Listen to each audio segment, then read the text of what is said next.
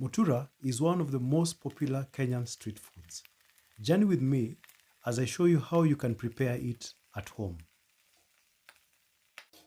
The first step is to ensure that all your knives are sharp. In this case, I was using a whetting stone.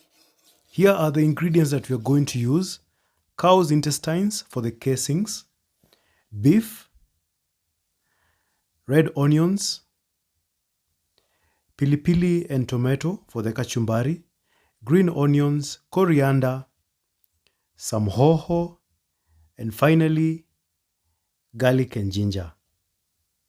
So you go ahead and chop up your ingredients.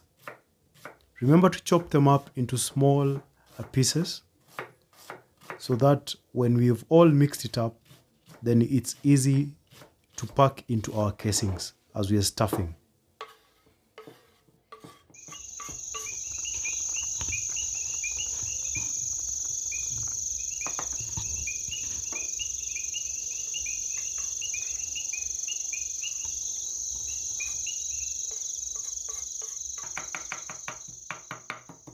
Remember, you want to have almost all your ingredients ready before you start. As for the kachumbari, the pilipili and tomato, we're going to prepare that just before the mutura is ready. So we go ahead and start cutting the meat. In this case, I did not have a meat grinder or a mincer, so I'm just going to do it using the knives. So start by cutting your beef into slices as shown in the video, and then you're going to cut it into smaller slices, and then from those slices you're going to put them together and start now chopping the meat into small bits and pieces. This is the manual way of creating minced meat, and I also like it like this because your mutura ends up to be, having a coarse texture, as opposed to the finely minced meat.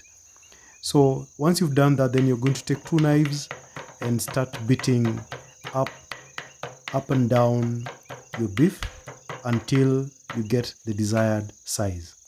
And that's it. Now we're done with our minced meat. Next up, you want to put your saucepan on high heat and then pour in the beef in small batches, and then you stir it so that it starts to cook. And then you're going to continue adding the beef and stirring so that all the juices are retained within the meat.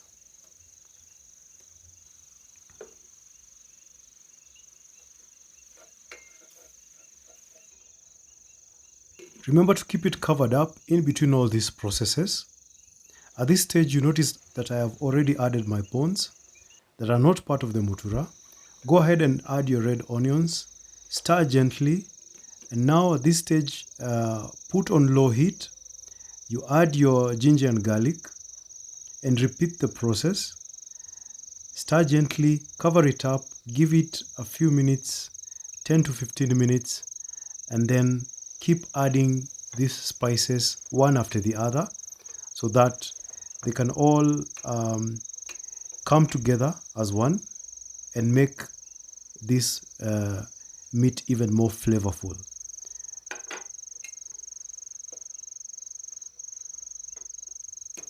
After about 30 to 40 minutes, your beef is done. So now you just want to set it aside so that it can cool.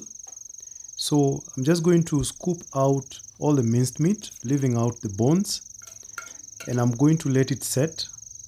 But before we've let it set, we are going to add our coriander. This is added at the last stage so that it doesn't overcook, so that it retains its flavor and nutritional value. Next up is the stuffing process. Remember, we are going to use cow casings or cow intestines. You can also use goat intestines. The choice is yours. So start by tying one end using a sisal thread. You can also use toothpicks, but I prefer sisal. Then you're going to need such a funnel. In this case, I'm using a stainless steel funnel,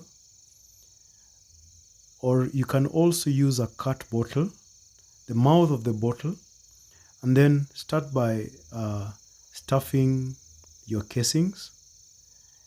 You can do that by use of a spoon, like you can see, and also by the help of your fingers or by the help of a stick. Just make sure that you don't pierce your casings, and then gently help the meat down the casings. And once you're done with that, then you tie the end. Make sure you don't stuff your mutura very tightly, because as it cooks, it expands and it might tear in some parts. So there we have it. I've stuffed all the pieces that I need for this process. So let them out, and now we're going to start frying them. So the most common way of cooking them is over a grill, but I do not have a charcoal grill, so I'm going to use a double-sided pan.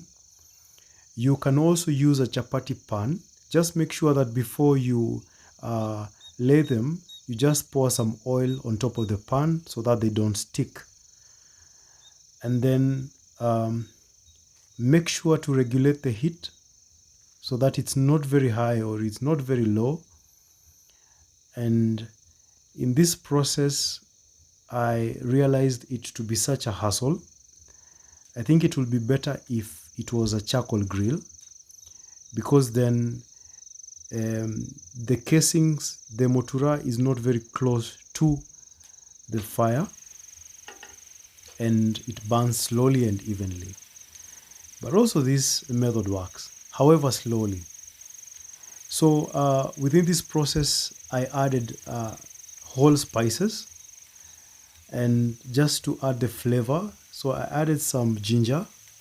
So just put them randomly on top of the mutura, by the side, at the bottom. I also added some garlic. So just make sure that to observe these spices so that once they've burnt out, you take them out, because you don't want that burnt out flavor in your mutura. And some chilies just to add that flavor. And now, as you can see, our mutura is beginning to burn, to burn evenly on all sides. And again, while you're turning it, just be careful not to pierce them. So I ended up cutting them in smaller pieces so that they were easy to turn, and this worked for me very well. And once it's done, or once it's almost done, we go ahead and prepare your kachumbari so that your mutura is more flavorful. And I think now it's done. It's cooked. It has that nice color.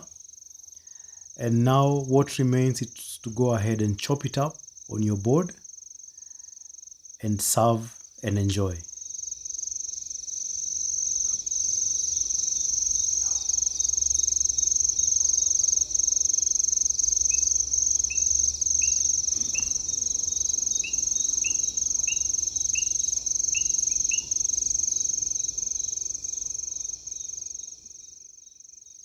You can serve your mutura with some serving of ugali, skuma, some kachumbari, and some lemon.